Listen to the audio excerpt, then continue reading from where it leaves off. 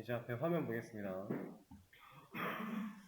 자, 오늘은 저번 시간까지 우리가 스프링부트에서 매핑을 받아들이는 방법, 그러니까 사용자가 브라우저를 통해 요청을 보냈을 때 그 요청을 받아들이는 방법, 그리고 그 요청을 받고 나서 화면에 어떠한 응답을 하는 그런 기본적인 과정들을 좀 배워봤는데, 자, 사실은 이미 끝났어요. 데이터베이스 연결하는 거 제외하고 JSP 파일 만들어서 연동시키는 거 제외하고 이것만 이렇게 할 수 있는 이 기능만 가지고도 우리 베이직 아티클 매니저 때 했던 기능들은 다 만들 수 있어요. 그렇죠? 그래서 그거부터 한번 해볼 겁니다. 자, 앞에 있는 본인의 컨텍스트 패스 아마 저랑 똑같이 따라 하신 분들은 다들 루트 패스로 되어 있을 텐데 혹시라도 설정하신 분이 있다면 그 패스 이후에 명령어가 이렇게 들어왔을 때 이 요청을 받았을 때 그때 ID, 타이틀, 바디 이렇게 세 개의 데이터로 이루어진 게시물 객체를 하나 만드셔야 되고요. 그 객체를 만들 때 타이틀과 바디는 파라미터로 처리를 해라 라는 얘기고요. 그리고 아이디는 언급하진 않았지만 당연히 자동 증가되게끔 일식 자동 넘버링이 될 수 있게끔 처리를 해주셔서 같이 객체로 만들면 되고, 그리고 화면에는 현재 작성된 게시물 객체를 그냥 그대로 보여주시면 됩니다. 그렇다라는 건 일단 이 요청을 받아들이는 메서드의 리턴 타입은 어떤 타입으로 가야 돼요? 게시물 객체를 만들 때 사용한 타입으로 가주시면 되겠죠. 그런 것들 기본적인 거 여러분들이 직접 판단해 보시면서 이 기능을 한번 만들어 보시면 되겠습니다. 그리고 리스트 같은 경우는 작성했던 게시물을 보여주는 거다 보니까 당연히 이 작성된 게시물 객체들이 어딘가에는 일시적으로라도 저장이 되어 있어야겠죠. 그 개념을 잘 활용해서 우리가 배웠던 거, 해봤던 거 가지고 한번 만들어 보시면 되겠습니다. 시간을 들여 볼게요. 자, 제 앞에 화면 보겠습니다. 자, 같이 한번 기능 만들어 보도록 할 거예요. 네, 기능을 만들기 전에 이제 이런 걸 할 때 여러분들이 어떤 생각들을 가지고 어떻게 문제를 해결할 그 프로세스를 생각할 수 있을지 그거부터 한번 얘기를 나눠볼 건데, 자, 일단 첫 번째 우리가 해야 되는 일은 당연히 라이트를 먼저 해야 돼요.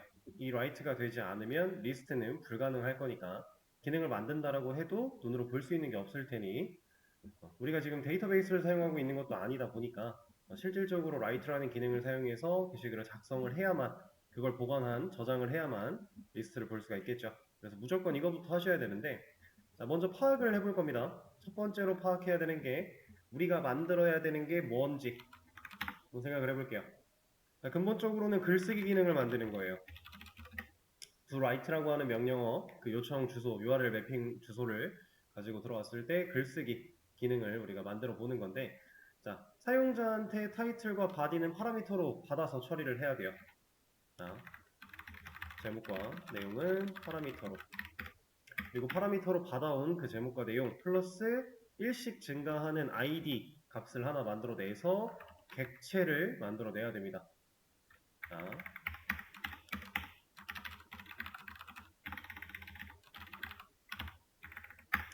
그러면 우리가 만들어야 되는 거는 글쓰기 기능이고, 그 글쓰기 기능을 만들기 위해서 일단 요청을 받을 수 있어야 될 거고, 요청을 받았으면 제목과 내용 같은 걸 파라미터로 또 받아내서 처리를 할 수 있어야 될 거고, 그렇게 받아낸 녀석을 최종적으로 객체화 시켜서 우리는 만들어내야 됩니다. 그리고 그 객체, 만들어진 객체를 리턴에다가 돌려줌으로써 화면에 나타날 수 있게 처리를 해주면 되겠죠.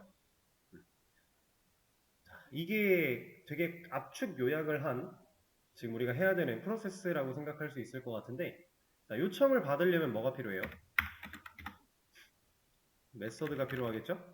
이거는 이제 컨트롤러 안에 메서드를 하나 만들어내면서 이 get 매핑 혹은 post 매핑 혹은 request 매핑 이런 매핑이라고 하는 어노테이션을 달아줌으로써 우리가 원하는 URL 주소를 매핑시킬 수가 있겠죠. 컨트롤러 안에다가 메서드를 하나 만들어내야 됩니다. 근데 우리가 지금 갖고 있는 컨트롤러는 USR 홈 컨트롤러예요. 지금 우리가 만들려는 건 글쓰기 기능이죠. 그러면 글쓰기 기능은 또 다른 컨트롤러, 이런 식으로 이름을 지어서 구성을 해놓으면은 우리가 훨씬 관리하기가 용이하겠죠? 그래서 컨트롤러를 하나 새로 만들어낸다. 그리고 그 안쪽에 URL을 받아들일 수 있는 메서드 하나 생성을 한다. 이렇게 생각할 수 있을 것 같고요. 자, 제목과 내용은 파라미터로 받아내야 되는데 자, 이 부분은 사실 생각이 좀 필요했을 거예요. 파라미터로 처리를 해라 라고 제가 적어드렸고 그 외에 코멘트를 달지 않았어요.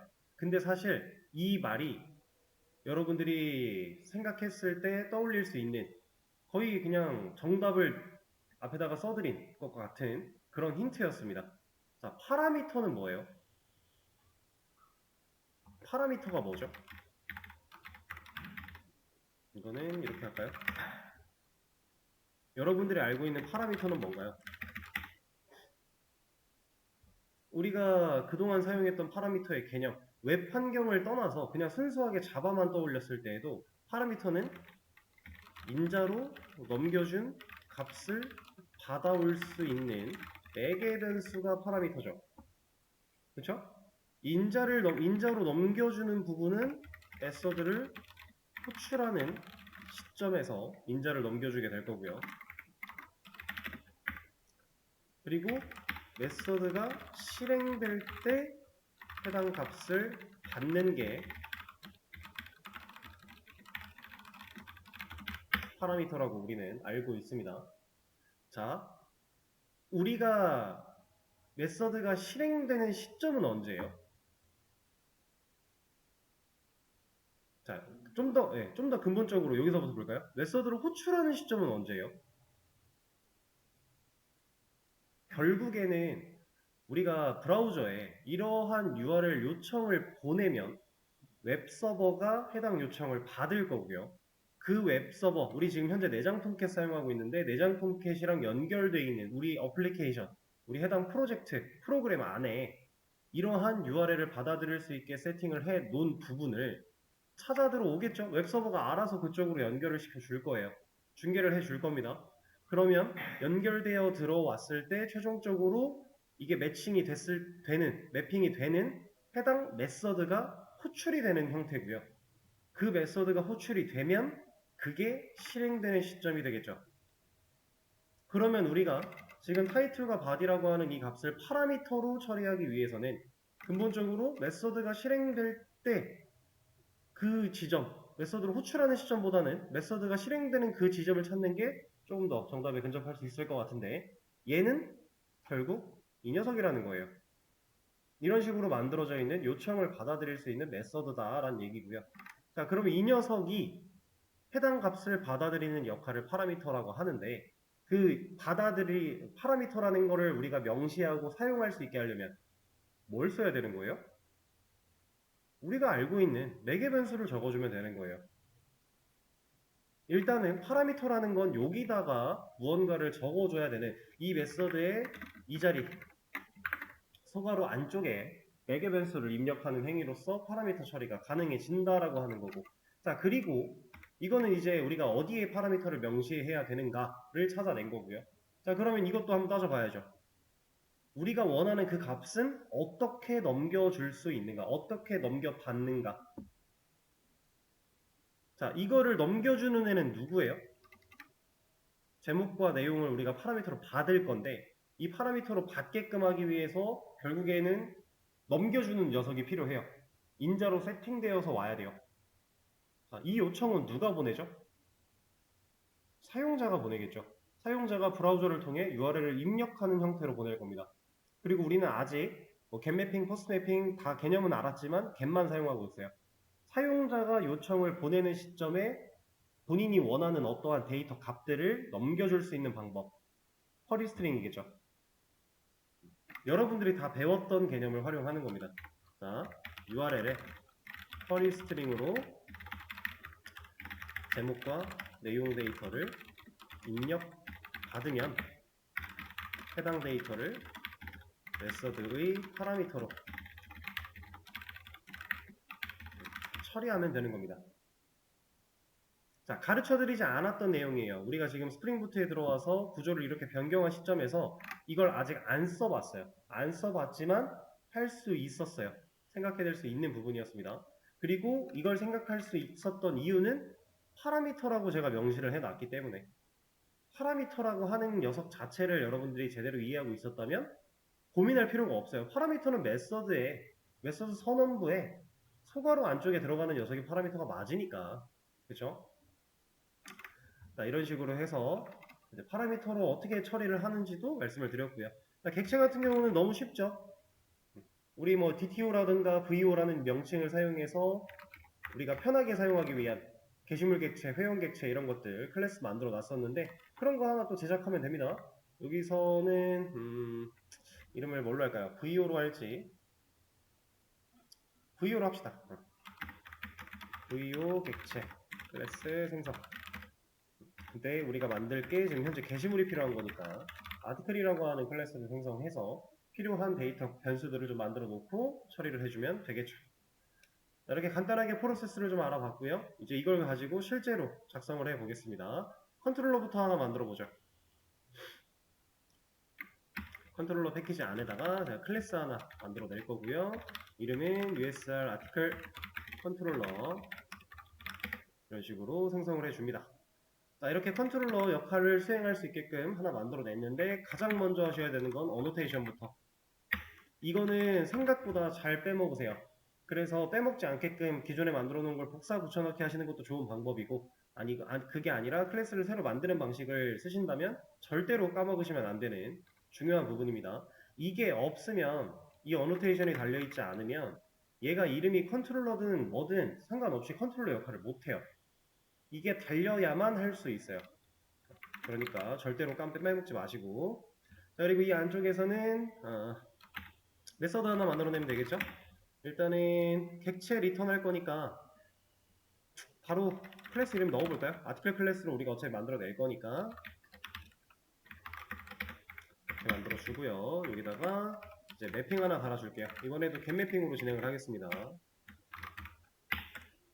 여기 안에는 USR에 아티클에 do write 이렇게 요청을 받아들일 수 있게 그 다음에 에러 안 나게 널 넣어주고 아티클 클래스가 있어야 실제로 에러가 사라질 거니까 아티클 클래스도 하나 바로 만들어 줄게요.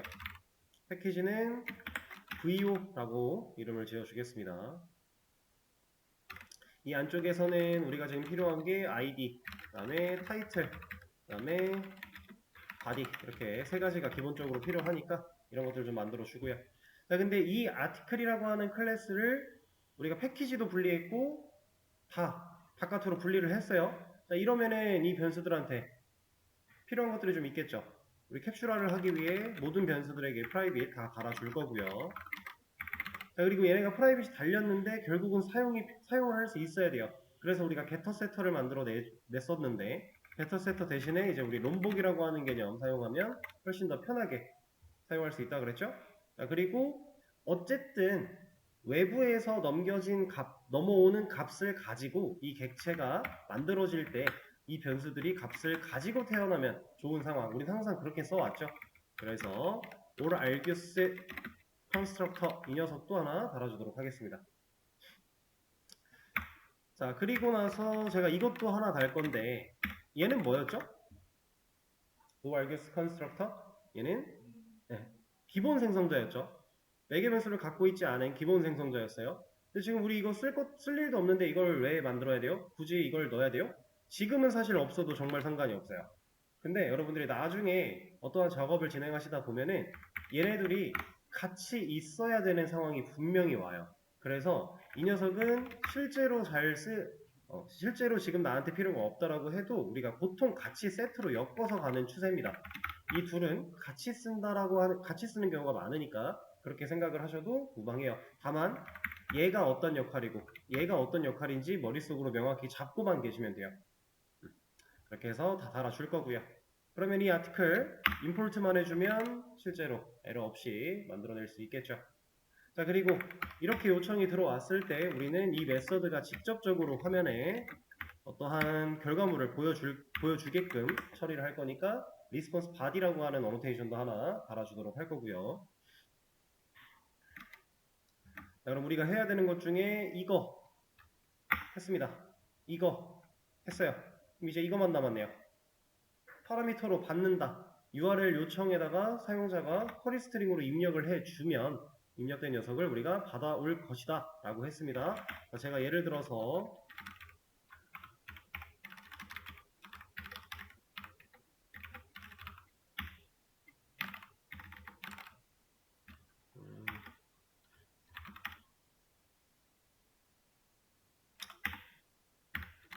자, 이런 식으로 사용자가 쿼리 스트링 세팅을 했다라고 하면 애초에 우리 서블릿 사용할 때 이 데이터, 이 쿼리 스트링 데이터를 어떤 식으로 꺼냈었어요? 리퀘스트에서. 이거 요청이니까, 그쵸? 요청에 들어있는 거니까. 리퀘스트에서 get 파라미터 이런 거 썼었죠. 그쵸? 그 get 파라미터를 할 때 우리가 키로 세팅했던 부분이 어떤 거예요? 네. 그쵸? 이 이름 부분들이죠. 여기는 값인 거고, 여기는 이제 이름, 키 역할을 하는 녀석들이었는데, 이퀄 마크 앞쪽에 있는, 그러니까 이거 하나하나, 이 타이틀이란 이름과 바디란 이름 얘네들이 결국에는 하나의 변수처럼 데이터를 하나씩 저장해서 값을 가져오는 형태로 우리가 키랑 밸류 이렇게 이해를 했었어요. 자, 이렇게 넘어오는 녀석을 똑같은 파라미터 개념으로 받아낼 건데, 여기서는 그러면 얘를 어떻게 받아야 될까요? 이 녀석을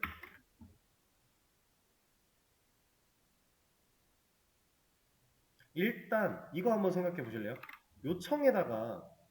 우리가 요청에다가 쿼리 스트링으로 이렇게 데이터를 넣었어요. 이 값은 타입이 뭐였어요?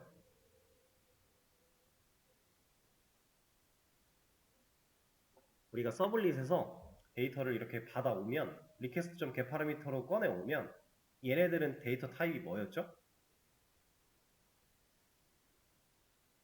이거 스트링이었어요. 그 서블릿에서 request.getParameter로 하면 무조건 스트링이었습니다. 그래서 우리가 스트링 타입의 변수에게는 그냥 직접 값을 넣을 수가 있었고, 인트 타입의 변수의 값을 넣기 위해서는 한 번 더 정수 형태로 형태를 변환시켜서 넣곤 했었어요. 근데 지금도 별반 다르지가 않습니다. 결국에 우리가 받아야 되는 데이터 어차피 문자예요. 이 문자를 받기 위해서 당연히 키 이름은 얘가 될 거고 밸류가 문자니까 우리는 어떤 타입으로 받아야 돼요? 스트링으로 받아야죠.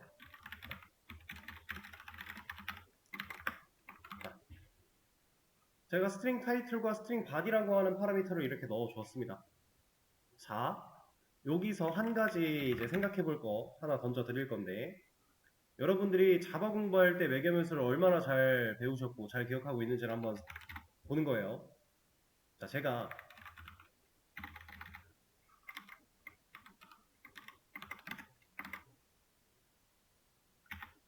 이렇게 쿼리 스트링을 세팅해서 넘겨요. 그러면 이 변수들, 이 타이틀이라는 변수와 바디라는 변수에 각각 어떤 값이 들어올까요? 이렇게 넘기면 값이 넘어오는 건 맞아요. 이따가도 보여드릴 건데 얘네들이 각각 어떤 데이터를 갖고 올까요? 이거는 고민할 이유가 밖에 없을 텐데. 그쵸? 순서대로 ASD, QWE 가져오겠죠. 타이틀을 까보면 ASD가 올 거고 바디를 까보면 QWE가 오겠죠. 맞습니다. 자, 근데 이러면 어떨까요?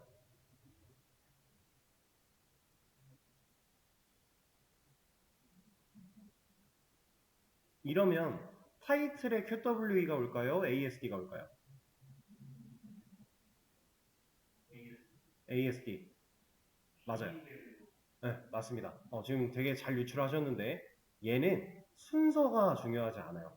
왜냐면 우리가 일반적인 인자와 매개변수의 상관관계에서는 무조건 순서였어요. 그죠?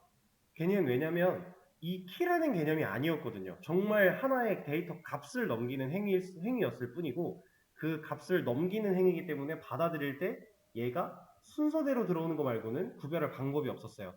그래서 일반적인 인자와 매개변수의 상관관계는 무조건 순서 따라가는 게 맞는데 얘는 명확하게 키랑 밸류가 존재합니다. 그래서 이 키를 무조건 따라가게 돼 있어요.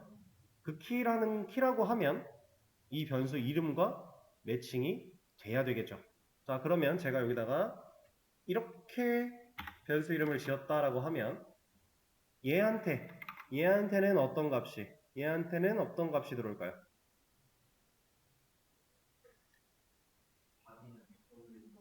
음.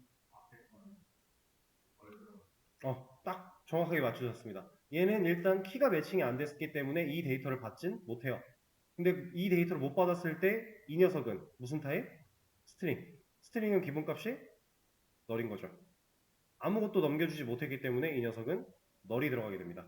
그런 식으로 우리가 지금 이걸 왜 이렇게 보고 있냐면 바깥에서 넘어오는 이 값을 실제로 파라미터로 받아낼 때 이 키와 변수 이름의 매칭이 정말 많이 중요하다라고 하는 걸 거듭 강조드리고 있는 거예요. 자, 웹 환경으로 들어오고 나서부터는 키, 네임 이 두 녀석이 상당히 중요해집니다. 네임이라고 하는 녀석은 폼 태그를 사용해서 데이터를 전송시킬 때 그 네임에 사용됐던 이름을 변수 이름으로 받아내거나 키로 사용을 했었죠. 그것처럼 지금 여기도 이 키의 이름이 상당히 중요하다라고 하는 거고요. 자, 실제로 한번 찍어볼까요? 여기다가 일단 제대로 찍어보려면 이제 아티클 객체를 하나 만들어서 보면 편할 거니까 합시다. 자, 이렇게 아티클 객체를 만들어 낼 건데 이때 당시에 우리는 id, 타이틀, body라고 하는 값을 하나로 다 객체를 만드는과 동시에 값을 넣어주면 좋겠죠. id는 당연히 여기서 지역 변수로 만들어내면은 무한 1번 될 거니까 전역 변수로 존재를 해야 될 거고요. 그죠? 이렇게 만들어 놓은 전역 변수를 우리가 세팅할 때 값을 증가시키고 나서 객체로 조립될 수 있게 전위 연산자 그냥 하나 달아주고요. 실제로 받아온 타이틀과 바디를 사용해서 아티클 객체를 만들어내겠다. 그리고 그 아티클 객체를 리턴을 바로 하겠다라고 하면 사용자가 넘겼던 그 값을 가지고 우리는 어쨌든 객체를 하나 만들어서 결과를 보여줄 수가 있겠죠. 자, 브라우저에 한번 띄워보겠습니다.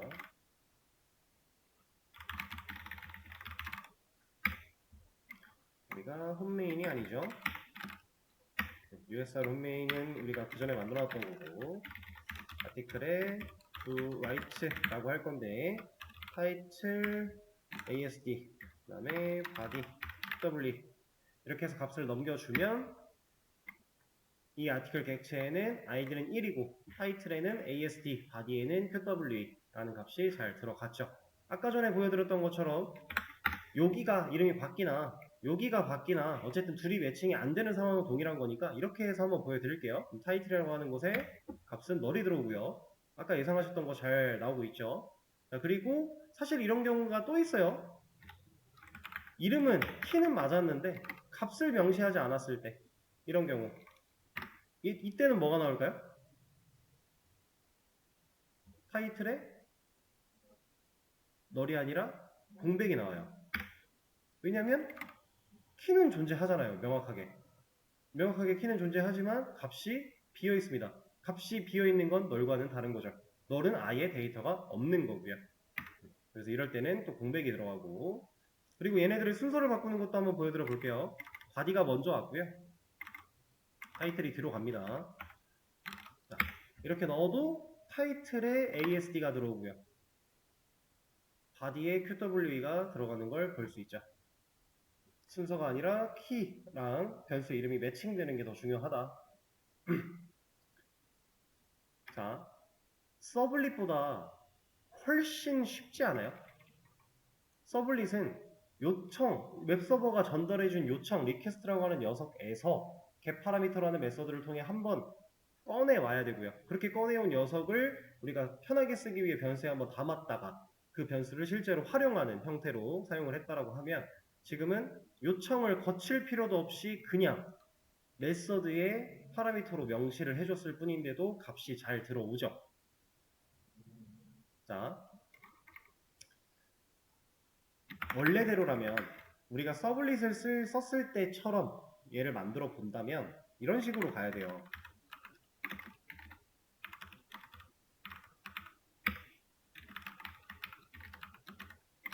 자, 리퀘스트를 하나 만들어내요. 그리고 해당 리퀘스트에서 이렇게 파라미터를 합니다.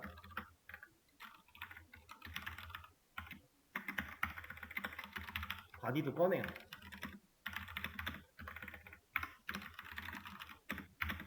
그리고 써야 돼요.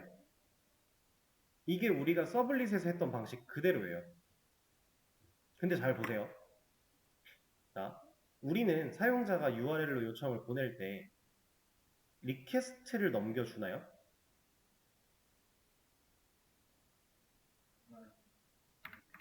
자, 사용자는 우리한테 이런 걸 보내요. 이런 식으로 보내거든요. 이거 이제 순서 똑바로 맞출게요. 뭐 상관은 없지만 사용자는 우리한테 이걸 줄 건데 이걸 줬기 때문에 좀 전에 아까 타이틀과 바디라는 키로 변수를 만들어 놓고 꺼내오면 그냥 값을 알아서 매칭해서 꺼내 왔었죠. 근데 지금 저는 뭘 받아요? 4개 변수로 요청을 받아요. 이 HTTP 서블리 리퀘스트라고 하는 녀석이 요청을 컨트롤할 수 있는 타입이에요. 결국 우린 지금 요청을 파라미터로 받겠다라고 했는데 사용자는 우리한테 요청을 준 건가요?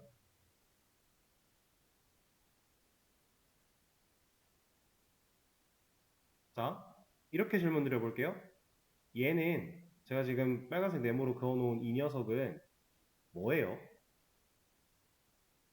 이 URL은 뭐예요? 사용자가 우리한테 주고 있는 요청 정보 그 자체예요. 그래서 이게 넘어오면 요청도 주는 겁니다. 물론 이 메서드는 웹서버 쪽에서 이쪽으로 통해 들어오는 거기 때문에 웹서버가 한 번 더 정제를 하는 느낌이긴 하지만 결과적으로 사용자가 우리한테 요청을 주냐 안 주냐는 당연히 주는 거죠. 이거 자체가 요청인데 요청을 안 주면 우리는 응답을 할 수 없어요. 이건 요청입니다. 그리고 이걸 받아들인 웹서버가 우리 쪽으로 넘길 때 이런 요청 정보 우리가 그냥 이렇게 명시하면 쓸 수 있다는 건 주고 있다라는 거예요. 그리고 또 하나 서블릿에서 했던 거랑 마찬가지로 리스폰스도 마찬가지로 넘겨주고 있습니다. 그래서 다 사용이 가능해요. 그렇게 그 사용이 가능한 녀석들을 우리는 스프링부트부터 다 생략해 놓은 거예요. 생략해 놓고 개발자한테 스프링부트가 얘기하는 겁니다. 야, 나 이거 다 생략해 놨어. 눈에 안 보여. 근데 너 알지? 그냥 꺼내 쓰면 돼. 이렇게 만들어져 있어요. 그래서 우리가 스프링부트를 얼만큼 잘 아냐에 따라서 코드의 간결함과 그런 가독성은 극대화됩니다. 되게 조금만 알고 스프링부트를 쓰면 사실상 큰 이득을 못 봐요. 근데 좀 이것저것 많이 알고 그 많이 아는 다양하게 아는 것들도 깊이 있게 안다면 정말 코드를 간결하게 짤 수 있어요. 그래서 스프링부트가 되게 쉬우면서도 알아야 될 건 많고 그리고 알아나가다 보면 재밌어요. 숨겨진 것들이 꽤나 많거든요. 그래서 이런 것들도 가능하다. 이거는 제가 보여드린 적이 없으니까 하나 보여드려 볼게요. 값만 바꿔서 이렇게 들어와도 잘 들어오죠? 전혀 문제 없죠? 우리가 서블릿에서 썼던 방식 그대로 가도 되는데 이거 불편하지 않느냐? 좀 더 편하게 쓰자 라고 해서 그냥 이렇게 생략되어 있는 것들을 우리가 실제로 사용이 가능하다.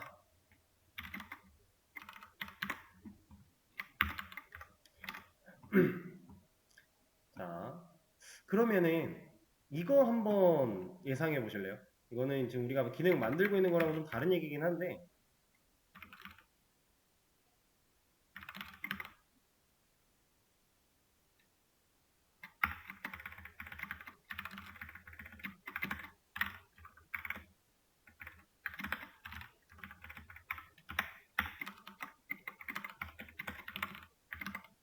자, 제가 요청을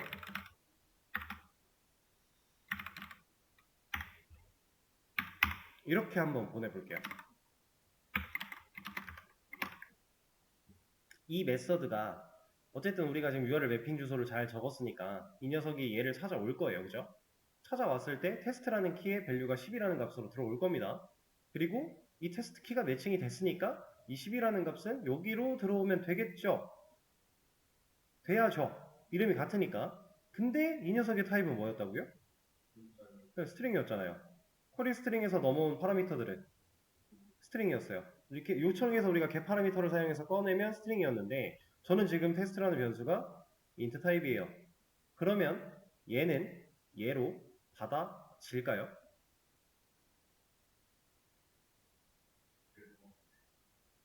될 것 같은데 그렇게 생각하신 이유는? 그런 느낌이 들죠. 자, 한번 실제로 확인을 해보겠습니다. 어때요? 잘 들어왔죠? 이것도 변환이 가능해서 가능한 겁니다. 자, 제가 여기다가 이런 걸 넣으면 안 되죠. 안 되죠. 왜? 아니, 우린 지금 이거를 지금 정수로 갖다가 써야 되는데 얘가 지금 문자열을 받아내서 이걸 정수 타입에 넣으려고 하니까 당연히 뭐라 그러는 거죠. 다만 아까 전에 이런 숫자들은 오토 캐스팅을 해도 문제가 없는 녀석이었기 때문에 얘가 이런 식으로 그냥 처리를 해줬던 겁니다. 그러니까 스프링이 많은 것들을 생략하고 알아서 해주는 데에는 한계가 있기는 해요. 한계가 없이 무한정으로 다 해주진 않아요. 다만 그 한계를 우리가 예상할 수 있어요.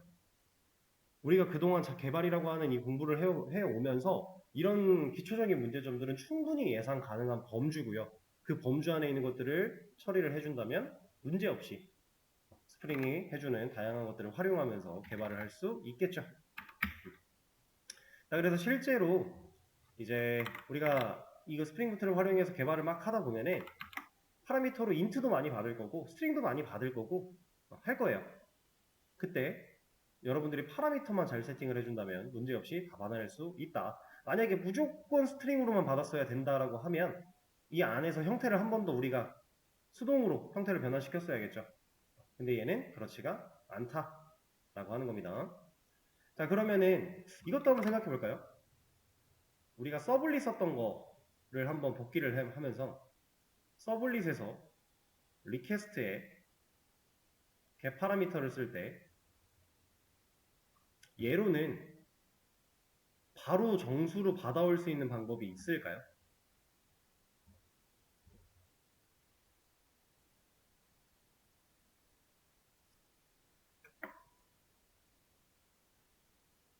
얘는 없어요.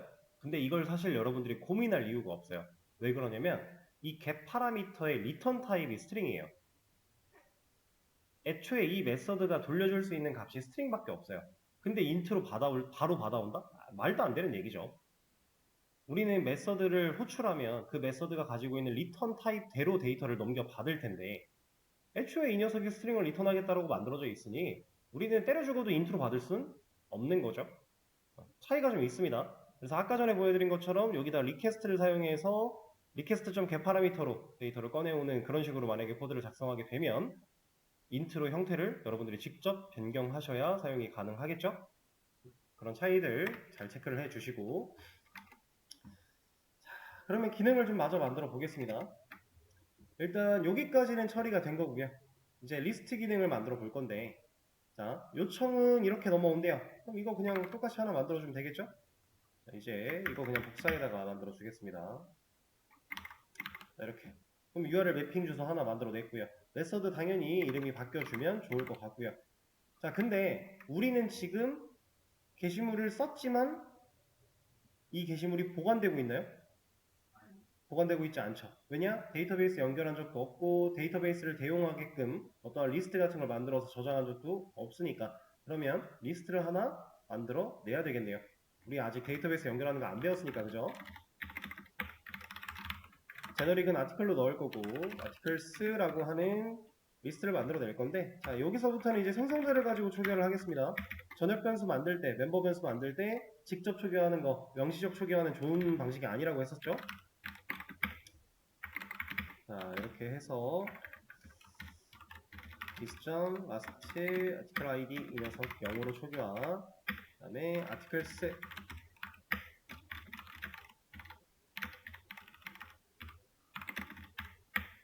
어레이 리스트 하나 비어있는 거 연결해서 자, 그리고 이 녀석들은 어차피 이 해당 클래스, 이 컨트롤러 클래스 말고는 지금 사용하고 있지 않으니까 프라이빗 달아서 유지해 주도록 하고 그다음 아티클스 이 녀석한테 게시물 객체 만들어내고 나면 애들을 통해 저장을 해줘야겠죠 한번. 이게 낫겠네요. 이래야 실제로 작성한 게시물들이 여기에 차곡차곡 쌓일 거고 서버가 꺼졌다 켜지지 않는 이상 아티클스는 데이터를 보관하고 있을 테니 그때 이 리스트 요청을 보내게 되면 이 녀석이 게시물들을 전체를 다 보여주면 되니까 리턴 타입은 리스트로 갈 거고요. 리턴 값을 아티클스 그 자체를 리턴하게끔 만들어 주겠습니다. 자, 이러면 두 라이트로 추가했던 게시물 객체들 아티클스라고 하는 리스트를 그냥 통으로 보여주겠다 라고 우리가 명시를 한 거기 때문에 한번 진행을 해보겠습니다.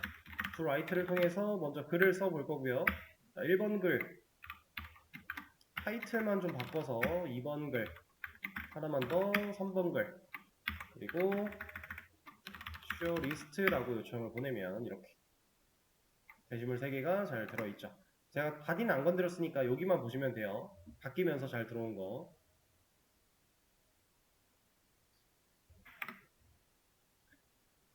자, 쉽죠?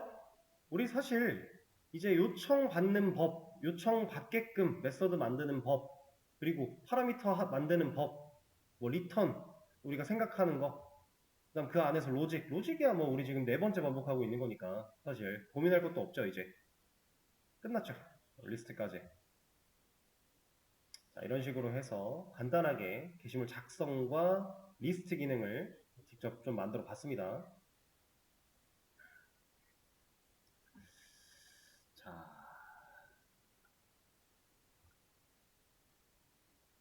그러면 이번에는 이런 걸 한번 해보도록 할게요. 자, 이제 앞에 화면 볼게요. 다 못하셨어도 좋아요. 일단 되는 데까지 진행을 하시면 되는 건데 일단은 저도 하나씩 좀 해볼게요. 아까 어떤 식으로 생각을 하고 프로세스를 찾아내고 어떤 방향으로 생각을 좀 하셔야 되는지는 같이 해봤으니까 이번에는 좀 바로 진행을 해보도록 하겠습니다. 일단 테스트 데이터를 좀 만들어 줄 거고요. 테스트 데이터는 어디에 만들어지는 게 올바를지 그것만 좀 생각을 해볼 거예요. 자, 일단 테스트 데이터라고 하면 현재 우리가 데이터베이스를 안 쓰기 때문에 필요한 임시적인 기능인데 자, 이 녀석은 실행돼야 되는 시점이 프로그램이 시작했을 때겠죠. 우리가 그 베이직 아티클 매니저 때도 이런 식으로 처리를 했었어요. DB 연동하면서부터 이런 걸 할 필요가 없었지만 오랜만에 다시 돌아온 상황.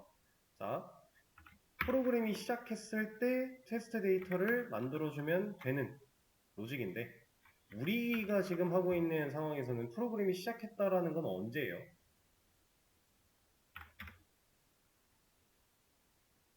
정확히는 서버가 켜졌을 때를 의미하는 거예요. 우리가 만들어낸 프로그램은 서버가 켜지면 그 서버 안쪽에서 이미 준비를 끝마치고 기다리고 있습니다. 그러는 상황 속에 사용자가 요청을 보내면 해당 요청에 맞는 처리를 할 뿐이에요. 그래서 우리가 판단해야 되는 건 서버가 켜졌을 때 이 시점에 테스트 데이터가 이미 생성이 되어야 한다라고 하는 건데 자, 서버가 켜졌을 때를 우리가 코드 상황에서 알 수 있는 방법이 있나요?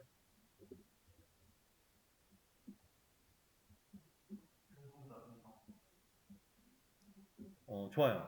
결국은 우리가 그쪽 결론을 도달하기 위해서 갈 건데 자, 이렇게 내장 톰캣을 우리가 열어서 재생 버튼을 누름으로 인해 서버를 가동시키는 이 행위를 코드 상황에서 알 수는 없어요.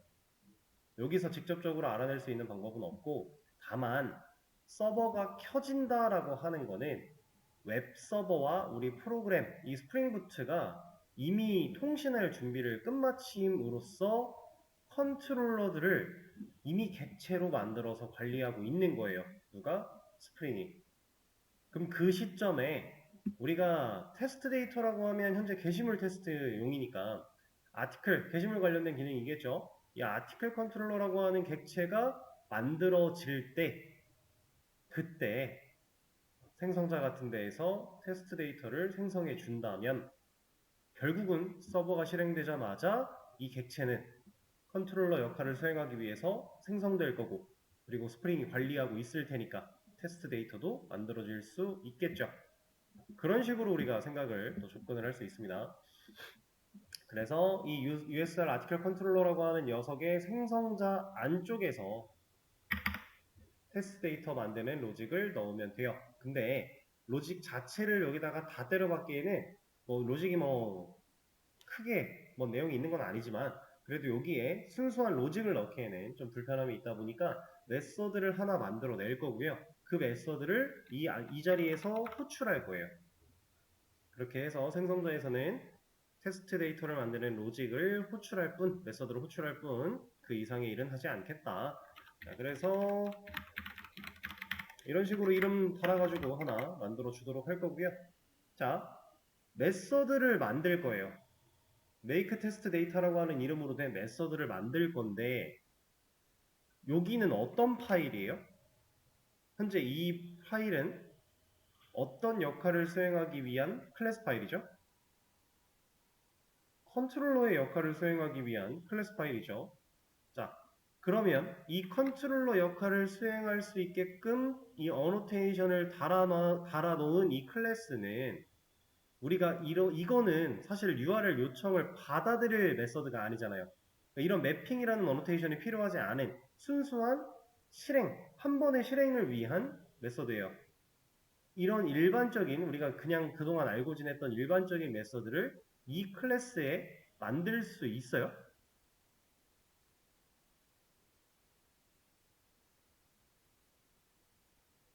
자, 만약에 이 문제를 해결하기 위해서 진행하실 때 별 고민 없이 그냥 여기다가 뚝딱뚝딱 만드신 분들은 잘하신 거예요. 의심할 여지가 없는 겁니다. 제가 거듭 강조하고 있지만 이 녀석은 컨트롤러의 역할을 수행할 수 있다라고 하는 얘가 달렸긴 달렸지만 그냥 클래스 그 자체예요. 클래스가 메서드, 일반적인 메서드를 가지는 거 안 될 이유는 단 하나도 없어요. 그냥 만들면 된다라는 겁니다.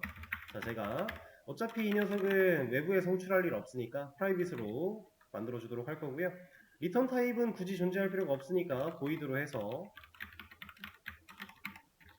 자동 완성 같은 걸로 만드셔도 상관없습니다. 어차피 안쪽에 만들어 줄 거예요. 자, 이렇게 해서 메서드를 생성할 겁니다. 자, 이게 될까를 고민하신 분들은 거기에 막혀서 다음 진도를 못 나갔다면 앞으로 이런 문제를 맞닥뜨렸을 때 제가 강조드렸던 얘는 어차피 클래스일 뿐이야 라고 하는 거를 한 번 더 상기시켜 주시길 바랄게요. 자, 그러면 이 메서드를 호출하고 있으니까 실질적인 로직 구성만 짜면 되겠죠. 자, make test data 우리 많이 해봤던 겁니다. 이 녀석이 해야 되는 일은 임시로 게시물 객체를 여러 개 만들어주기만 하면 되는 거예요. 자, 이번에는 제가 반복문을 좀 사용을 할 건데 좀 간단하게 한 10개 정도 만들어 줄 거고요.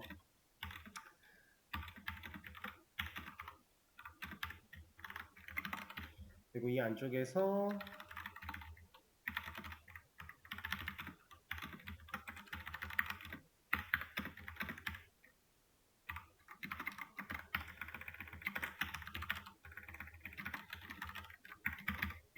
자, 이렇게 타이틀과 바디라는 변수 반복문 한번 돌 때마다 i 값을 활용해서 만들어낼 수 있게끔 처리할 거고, 자, 여기서 이제 우리가 해야 되는 게 게시물 객체 만드는 거겠죠? 그리고 이 객체를 만들 때 이 last article id라고 하는 녀석을 똑같이 활용을 해주고 타이틀과 바디를 활용해서 조립, 그 다음에 articles의 add까지 이러면 이 메서드가 호출되었을 때 안에 있는 로직은 수행이 될 거고요. 이 로직이 수행이 된다는 건 게시물 10개가 아티클스에 저장이 될 거란 얘기고 그 이후에 리스트 같은 걸 해서 확인을 해본다면 문제없이 볼 수가 있겠죠. 이렇게. 자, 서버가 리로드돼서 초기화가 됐음에도 불구하고 우리는 10개의 테스트 데이터를 만들어낼 수 있어요. 자, 근데 여기까지 진행을 하고 보니까 자, 이건 됐고 여기까지 진행을 하고 보니까 중복되는 로직이 좀 바로 보이네요. 자, 이것과 이거 토시 하나 안 틀리고 똑같죠? 그렇죠? 완벽하게 동일한 기능을 수행하고 있습니다. 자, 이 중복은 어떻게 제거할 수 있을까요? 앞으로 여러분들이 이런 작업을 되게 많이 하게 될 거예요. 개발을 하다 보면 코드를 내가 지금 머릿속에 떠오른 대로 기능을 쫙 만들어 놓고 나서 다시 한번 봤을 때 불필요한 로직이라든가 중복되는 로직이라든가 내가 이미 만들어 놓은 기능을 똑같이 활용하고 있다던가 이런 것들이 생각보다 많을 겁니다. 그러면 항상 여러분들이 이런 것들을 이제 신경을 어느 정도 쓰면서 개발을 진행을 하셔야 되고 최적화를 할 줄 알아야 돼요. 자, 이거는 고민할 필요가 딱히 없어요. 이 중복되는 부분을 합치면 돼요. 여기서 이만큼과 여기서 이만큼이 완벽하게 동일한데 완벽하게 동일하다는 건 필요한 것도 같고 해야 되는 일도 같고 그 결과도 같다는 얘기예요. 그럼 우리가 메서드로 분리하면 되는 거죠. 자,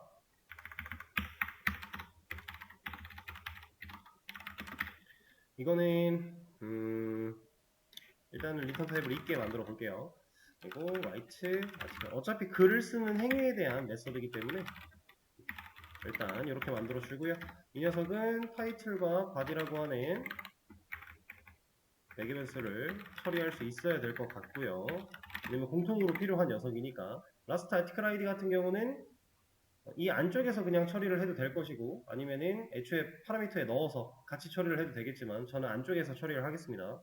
그리고 이 중복되는 로직을 제가 잘라내기 해서 이 안쪽으로 가지고 옵니다.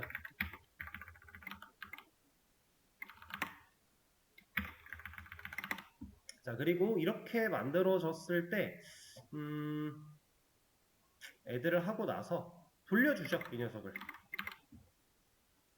왜냐면 여기서는 어차피 이 방금 조립한 게시물을 보여줘야 되는 그런 역할이 있으니까 일단은 리턴을 아티클로 해서 보여주도록 하고 이 write 아티클을 호출할 거예요. 필요한 곳에서. 그러면 여기 중복되는 부분도 똑같이 이 녀석을 호출하는 행위로 갈아 끼울 수 있겠죠? 근데 이 녀석 자체가 아티클을 리턴할 거니까 얘가 이쪽으로 들어와도 되겠네요. 이런 식으로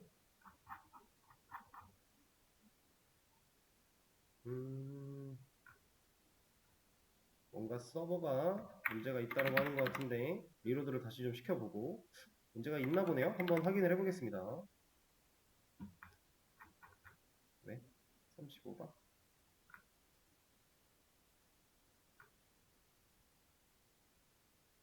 아, 제가 잘못 썼죠? 여기가 아니라 일로 와야죠. 재기 호출을 하고 있었네요. 여기서는 그럼 다시 아까 그걸 써줘야겠네요.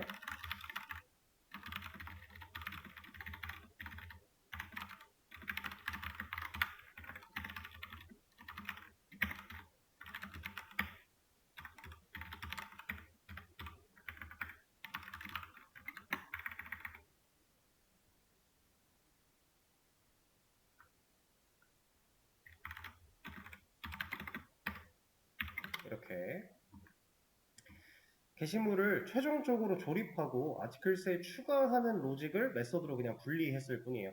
그리고 필요한 시점에서 그 메서드로 호출하고 있을 뿐이고요.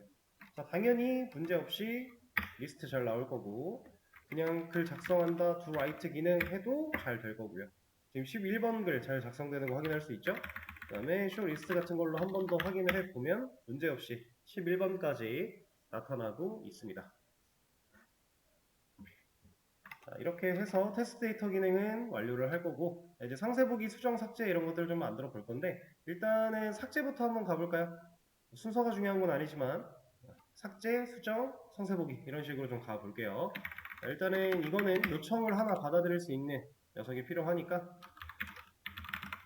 이런 식으로 하나 요청 새로 만들어 주고요. 그리고 제가 지금 하는 걸 보시면은 느껴지시겠지만 저는 요청 URL 마지막 부분의 이 명칭을 메서드 이름으로 쓰고 있어요. 근데 이거 둘이 이름이 다르면 어때요? 다르면 안 되나요? 달라도 되죠. 당연히 되죠. 왜? 얘는 사용자가 보내는 요청을 판단해줄 근거가 될 녀석이지만 이건 그냥 메서드의 이름일 뿐이에요. 이 이름은 이런 식으로 써도 아무 지장이 없죠. 이건 그냥 이름이니까. 근데 제가 굳이 이름을 똑같이 하려는 이유가 있어요. 뭘까요?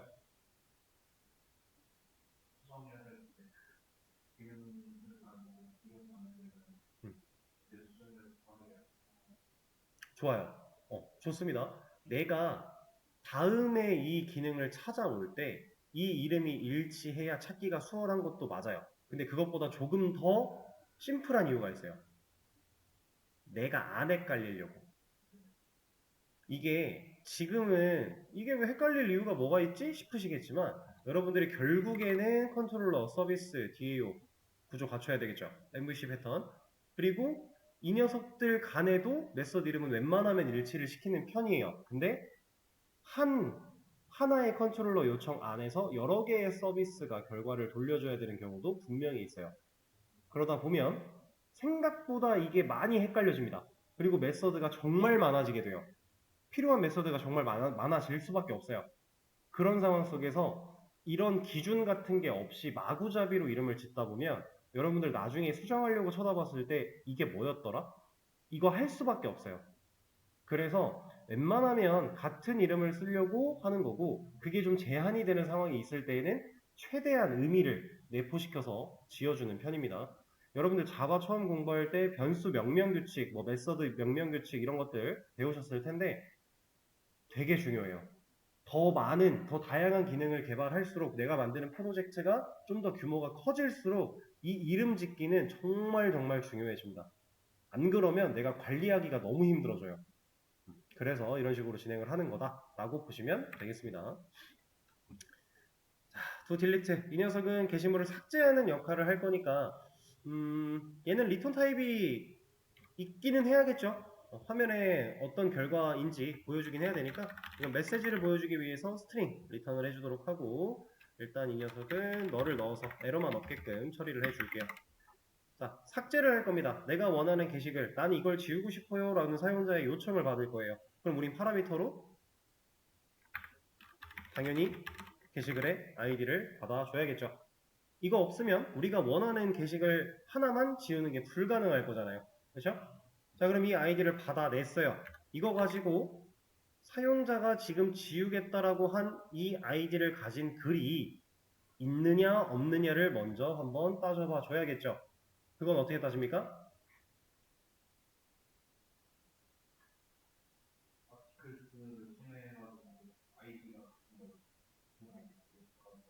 그렇죠. 그걸 찾아내야겠죠. 그래서 우리가 베이직 아티클 매니저 했을 때 파운드 아티클이라고 하는 녀석 같은 거 하나 만들어냈었고요. 이 녀석 처음에 너를 가지고 있다가 그 다음에 반복문 안에서 찾습니다. 자, 이거는 현상된 포문을 그냥 돌리도록 할게요. 자, 이렇게 돌려줘요.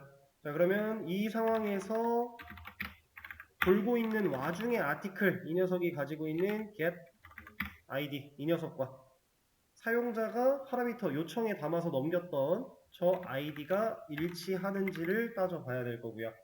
만약에 일치한다, 지금 이 조건은 어떤 의미를 가지고 있죠? 일치하면 일치하는 게시물이 있다라는 거겠죠? 찾아낸 겁니다. 아이들은 절대로 중복되지 않게끔 우리가 설계를 해 놓은 상태이기 때문에 한번 찾아내면 더 이상 반복문을 돌 필요는 없어요. 어쨌든 찾아냈다. 찾아낸 이 시점에서 파운드 아트클이라는 녀석한테 이 녀석을 백업해 놓을 거고요. 그 다음에 더 이상 볼 필요 없으니까 얘는 브레이크를 걸어서 반복문을 탈출시켜 주도록 하죠. 자, 그리고 밑으로 내려왔을 때 자, 이 과정을 다 거쳤는데 파운드 아티클이라는 녀석이 한 번도 값을 제 할당을 받지 못해서 아직도 널 값이다 라고 하면 이 상황은 찾지 못한 상황이 될 거니까 그때는 메시지를 하나 보여주면 되겠죠.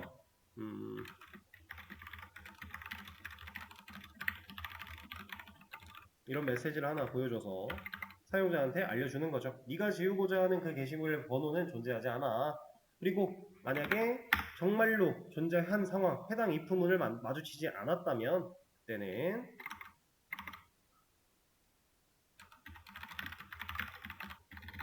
이런 식으로 삭제를 했다라는 메시지를 보여주면 될 거고요. 메시지를 보여주기 전에 실제로 지우는 것까지 해주면 되겠죠. 지우는 행위는 아티클스에 있는 리무브를 사용해서 우리가 지금 찾아냈던 이 파운드 아티클 객체를 그대로 인자로 세팅을 해도 정상적으로 값을 지워줬었죠. 자, 그러면 한번 테스트를 해볼까요? 지금 이제 서버가 리로드 됐으니까 10개의 테스트 데이터가 있는 상황에서 to delete를 요청을 보낼 건데 id에다가 뭐 한 5번 이런 거 보내보겠다. 그러면 삭제했대요. 진짜로 지웠는지 뭐 show list 들어가서 확인을 해보면 여기에 5번 글은 존재하지 않는 거죠. 자, 그리고 지우려고 하는데 id가 존재하지 않는 이런 15번 이런 녀석은 존재하지 않는다라고 메시지를 보여주면서 기본적으로 삭제 기능을 완료를 했습니다. 자, 바로 modify 기능도 만들어 볼 거예요. 지금 우리가 이 로직 같은 경우는 여러 번 반복을 했던 로직 그대로 거의 그대로 활용을 하고 있으니까 좀 빠르게 진행을 하고 있는데 이건 여러분들이 이해를 하실 수 있어야 돼요. 지금은 자, modify 기능 만들 거고요. 제가 하나 복사해서 그대로 놓은 다음에 위에 있는 녀석 요청 주소 바꿔줄 거고 메서드 이름도 변경해 주도록 하죠. 자, 그리고 얘도 당연히 id 파라미터로 받아내야 됩니다. 몇 번 글을 수정하고 싶은지 받아내야 돼요. 근데 이것만 받을 게 아니라 사용자한테 바꾸고자 하는 내용도 받아줄 필요가 있겠죠. 그래서 우리가 파라미터 더 세팅했고요. 자, 수정 기능도 삭제 기능과 동일하게 현재 사용자가 수정하고자 하는 이 게시글이 있는지 없는지는 따져볼 필요가 있겠죠. 그대로. 이거 그대로 사용을 해줄 거고 해당 if문을 만나지 않았을 때 실제로 수정할 수 있게끔 처리를 해주면 되겠네요. 그러면 지금 이 if문을 통과했다라는 얘기는 found article이 article 어떠한 게시물 객체 리모컨을 넘겨받은 상황일 거니까 이 녀석이 가지고 있는 세터를 사용해서 제목 바꿔주고요. body도 바꿔준다면 수정 기능은 끝이 나겠죠. 심플하죠? 자, 이것도 간단하게 테스트하고 바로 중복 제거 들어가 보도록 할게요. to modify 이렇게 넣어서 id 입력합니다. 타이틀 바디 지금 일단 그거 중요하지 않고 없는 글 했을 때는 당연히 잘 걸러주고 있고 있는 글 그래서 여기다가 이제 타이틀과 바디를 세팅을 해볼게요. 이러면 5번 게시물을 수정했다라고 하는데 실제로 잘 수정이 됐는지 확인하기 위해서 show list 확인을 해보면 잘 바뀌어 있죠.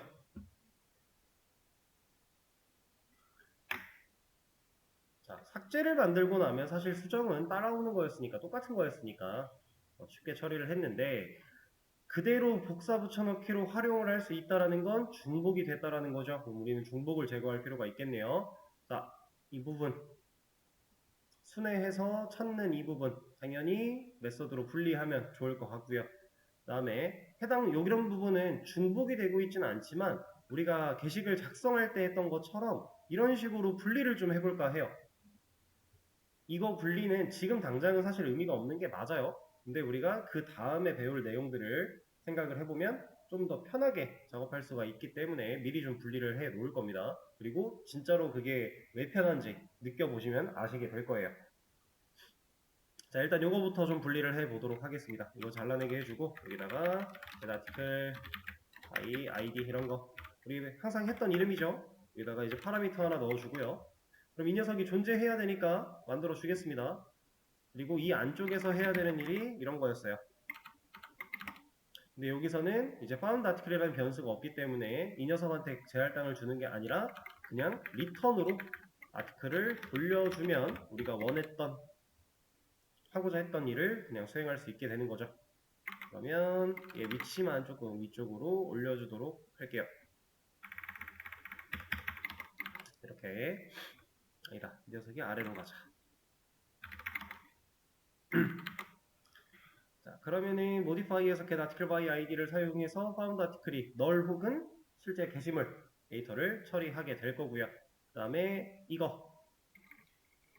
부분도 제가 처리를 할 거라고 했어요. 여기는 modify article이라는 이름으로 메서드 하나 호출할 거고요. 여기서 found article과 title, body 넘겨줄 겁니다. 그리고 이 녀석 write article처럼 이 위쪽에다가 그냥 만들어 줄 건데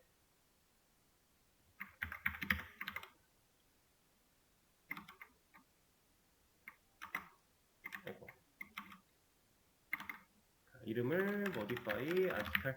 그다음에 타이틀과 바디 말고 found article도 하나 받아야 되죠? 얘는 article 타입이니까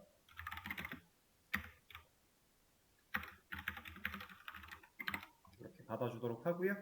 이렇게 받아온 녀석을 사용해서 set 바로 처리해주고, 얘는 리턴 타입이 존재할 필요가 없겠죠?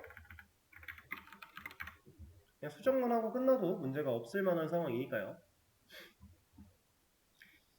자, 그럼 두 modify 메서드는 상당히 간결하게 코드가 정리된 걸 확인할 수 있고, 이 삭제 쪽도 동일하게 get article by id 하나 활용해 주고요. 검증하고요. 그 다음 remove 하는 거, 이것도 좀 빼볼까요? 사실 이거 빼는 거 빼니까 오히려 더 지저분해지지 않느냐라고 생각하실 수 있는데, 이게 눈치 빠르신 분들은 벌써 느낌이 좀 올 거예요. 이걸 제가 왜 분리하고 있는지. 결국에는 데이터를 직접적으로 건드려야 되는 녀석을 제가 지금 분리를 하고 있어요. write article도 마찬가지, modify도 마찬가지, delete도 마찬가지. 그러면 여러분들이 나중에 서비스 DAO 이 구조로, MVC 패턴 구조로 변경을 할 때 이렇게 분리된 녀석들은 뒤쪽으로 넘겨보내면 끝납니다. 이 안쪽에 있는 이 녀석들은 사실상 건드릴 게 없어지게 되는 거예요. 그래서 지금 이런 분리를 하고 있는 거예요. 여기서 해야 되는 일은 이렇게, 그리고 얘는 이런 거 다 필요 없죠? 이런 거 대신에 ID 하나만 받아주면 될 것 같네요. 아니다, ID가 아니라 우리 found article 찾아냈으니까 이거 돌려주자. 그러면 이 delete article이 호출만 되면 여기서 호출, 여기서 found article 넘겨주고, 이러면 실제로 지우는 건 해당 메서드가 처리를 하겠다. 자, 이렇게 당연히 기능상에는 문제가 없을 겁니다. 여러분들은 직접 코드를 작성하고 테스트까지 진행을 해 보시고, 저는 이런 식으로 안내를 드리고 이제 이 기능들은 마무리를 할 거예요. 자, 이제 그럼 상세 보기 하나 남았어요. 지금 하기에는 살짝 시간이 애매할 것 같으니까 상세 보기는 하신 분이 있다면 그냥 하시면 되는데, 아마 이런 의문은 드셨을 거예요. 상세 보기 기능도 게시글을 없으면 없다를 보여줘야 되고, 있으면 게시물 객체를 보여줄 건데, 이거는 리턴이 뭐예요?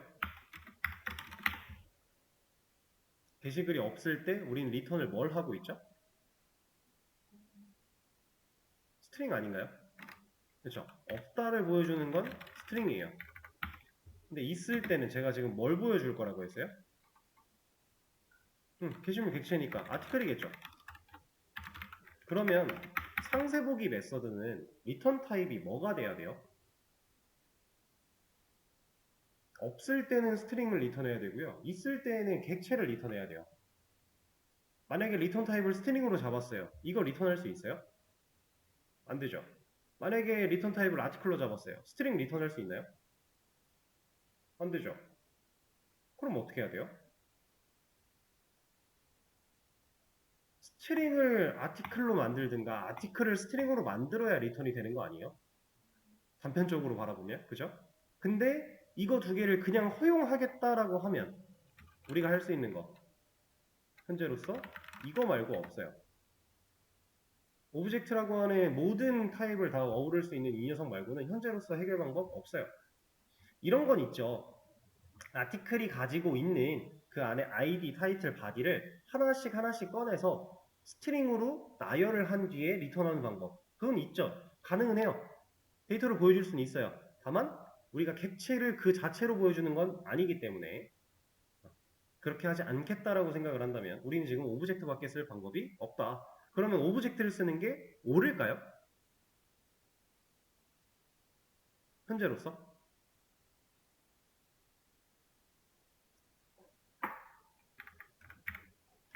자바에서의 오브젝트, 이 녀석은 상당히 좋으면서도 안 좋은, 편하면서도 위험한 녀석이에요. 근데 제가 좀 전에 방법이 이거밖에 없다라고 했어요.